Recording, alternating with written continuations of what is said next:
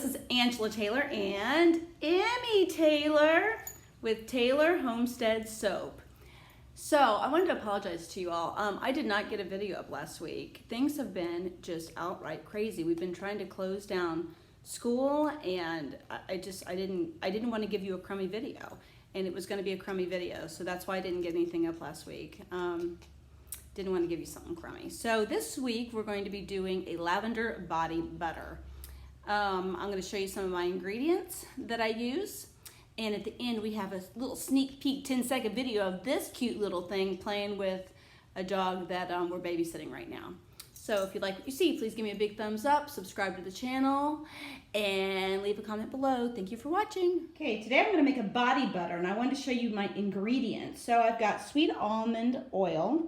This is beeswax, and this actually came from beeswax from a person who has beehives. So this is an Amazon something. This is something I got local that I'm going to chip up. We also have Essential Depot's shea butter, coconut oil, aloe vera gel, and then here's my secret ingredient. Ready? Because my body butters, what I like about it is that it goes on kind of greasy, but it doesn't stay greasy. It just goes soft. And here's the secret ingredient. Ready? It's cornstarch. Cornstarch helps with the extra grease that you find in body butters. My scent for today is going to be an essential oil, lavender by, I think it's Tabby, T-A-B-Y. Yeah, lavender essential oil in my body butter. So what I have in there right now is sweet almond oil. What I'm going to put in is the beeswax. Now, there's a reason that I'm putting the beeswax into the oils here. There's a specific reason. The last time I tried this, I just put the beeswax in and I just melted it down. But I didn't use any other oils. And here's what I found. I was still getting like pieces of beeswax, not completely melted down in my body butters. And that's kind of weird, actually. Beeswax is a humectant so that it stays on the skin better and holds moisture to your skin. So it looks kind of like grits right now. But the goal is to get all of this melted down so that you don't see all these little pieces. There's my beeswax and my almond oil all melted together. Okay, in went the shea butter. So I do this next because shea butter has a higher melting point, and it takes a little bit longer for shea butter to melt inside our pot. Beeswax, sweet almond oil, shea butter, and coconut oil all in there. And I'm going to mix this until it's all mixed together. The other ingredients, you put it in when it's not so hot.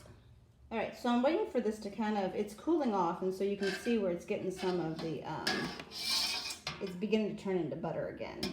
And that's what I want, because I've got to wait for it to cool down so that I can do some aloe vera juice in it. The last time I did this, I think I did I used a hand mixer, but I think this time I'm just going to put the aloe vera juice in as this cools down, along with the cornstarch, and just see if I like that consistency a little bit better. This is specifically for Angela Gent. Angela Gent is one of my very best friends. I met her when I was working over at On My Road. And Angela is wonderful. She said, Angela, I want to come over and go shopping at your soap store at your house. And I was like, okay, girl, do you want some body butter? She's like, that would be lovely. So I'm making this tonight specifically for her because she wanted some fresh body butter. So Angela Gent, shout out to you, girl. This is all for you. So see how it's kind of turned into body butter? Look at that. I'll show you something else. So how do you know when you've got all the aloe vera liquid mixed in? See all that liquid in there? That's the aloe vera liquid. So what you do is you keep mixing it until you stop seeing that liquid in there. If you still see the liquid in there, then you have not gotten it all mixed in yet, because it slowly soaks in. That's the good stuff for your skin. So you just keep on mixing it until all that liquid is in there. Here goes the secret ingredient, and I just kind of, I put it 1 tablespoon in, and I mix it in. Because what you don't want is that being all clumpy in there, right? Because that's kind of gross. So I put in that, and then I mix it around so it's all in there good. But again, the cornstarch is what helps it not be so greasy on your skin. Okay, this is super important. What I'm doing is taking 91% isopropyl alcohol, and I'm going to sanitize every single one of these. Top, bottom, sides, everything. So I put this on here like this, and I literally go around twice on the inside, rub it around all on the outside. This is one of the most important things you can do. Again, this body butter doesn't have preservatives in it. And so you have got to clean these out really good to make sure you're not introducing any kind of bacteria or anything in it. So I literally just get every ridge, every cranny, and then it dissipates before you can get the body butter in it. So I'll be using, this is a spatula that I will be using to put everything in the jars, and I'm sanitizing this as well with the alcohol. All right, as you can see, there's the body butter. It stayed overnight inside this container covered so that it's it looks all nice and white. Smells like lavender, smells lovely. And then I'm gonna put them in these jars. And I made enough for 6 to 7 5-ounce jars. So you see, I just take it, and the goal is to push it into all the little crevices in the sides. See? Yeah. So I'm excited to tell you guys something. We are getting a new deck. We have a lovely place outside that's shaded most of the time. And it's hard to mow. And we have finally decided that we are going to put a deck in. Not a humongous one, but one that, you know, will help us with that area there that's muddy all the time. And the kids love to play in the mud outside in that area. So Lowe's is going to do it. I had several estimates, and Lowe's came in with the best offer. We got finished on Wednesday, officially with school. The kids were done last Friday. My husband and I were finished this past Wednesday. I had a training for 2 days at the Charlotte Convention Center. That is the most gymongous thing I think I've ever been in. My word. We were in a ballroom, over 300 first grade teachers. They had kindergarten, first, second, and third grade, all in this convention center for the entire CMS school system. I've been a teacher I just finished my 18th year of teaching, and I've taught first, second, third, fourth, and fifth. I am one that likes to teach the lower grades. My personality just fits that age group better, because I've taught fifth grade, and personality-wise, I am more inclined, whatever, toward the younger kids. So, and here's my feeling. A lot of people are like, so what do you think about, you know, Common Core and the standards and all of that stuff? Here's my take on it, if you're interested. I think some skills that they have first graders specifically learning are appropriate. I think many of the other ones are above their developmental level. There's something called the zone of proximal development in children. And if you think of a bell curve, right? You can look at the top kids, the middle kids, and the lower kids. And then you've got your average child, right?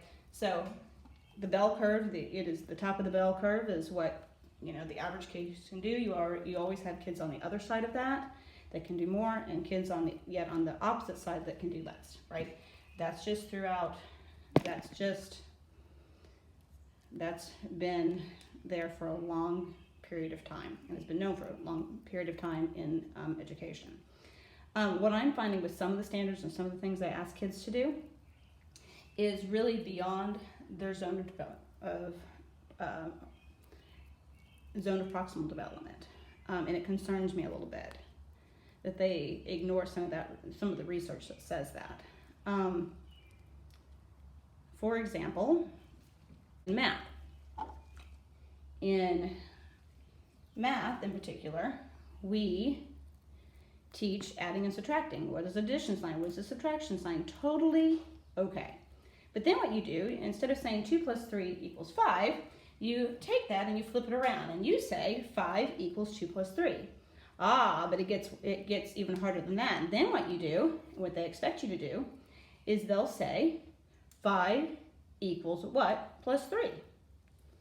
Now, I don't know about you when you were in school and you were 6 and 7 years old, but I don't recall doing any of that. And my son, even in kindergarten, is having to do that. So again, another fairly abstract thought is taking place there. And it's hard to watch kids because they struggle and get frustrated with school. And I'm not saying that you shouldn't ever, put some of that in there. But to have whole, where you're pounding it for 6 weeks or whatever, I question it. Ramble. Was that enough rambling for y'all? I just got out of school. My mind is like, after those 2 days of training, all day trainings, and trying to close down school, my mind was like a jumble of all kinds of stuff. Blah, blah, blah. Alrighty, so see, these are my Avery labels. They're clear, and I printed them downstairs. Now you're gonna see, this is the bottom side of all of these. So I'm just gonna put them on like this in the middle, the best I can. Oh no, that was a little off center. Oops. And then here's this. Ploop. Ploop. All right, and then I turn them all over like so. My husband was sweet. He found these jars at a really good sale and bought them for me off of Amazon. Wasn't that sweet of him? He's supportive. He really is. Look at these labels. Ooh, you know what those are? Lavender buds. Pretty. So then all I have to do is put them neatly in the center like this. Oh, ta-da! This is strangely satisfying. You know when you're a kid and you just like putting stickers on stuff? You had sticker books growing up and all that. That's kind of like this. I had all kinds of sticker books growing up. The puffy kind. I had My Little Pony ones and Pac-Man and all kinds of. The Rainbow Bright I had. Love me some Rainbow Bright. Reminds me of being a kid again, putting stickers in my sticker book. All right, I won't bore you with this anymore. So, if you like what you saw, please give me a big thumbs up, subscribe to my channel, and comment in the comment section below. Thank you very much. Bye.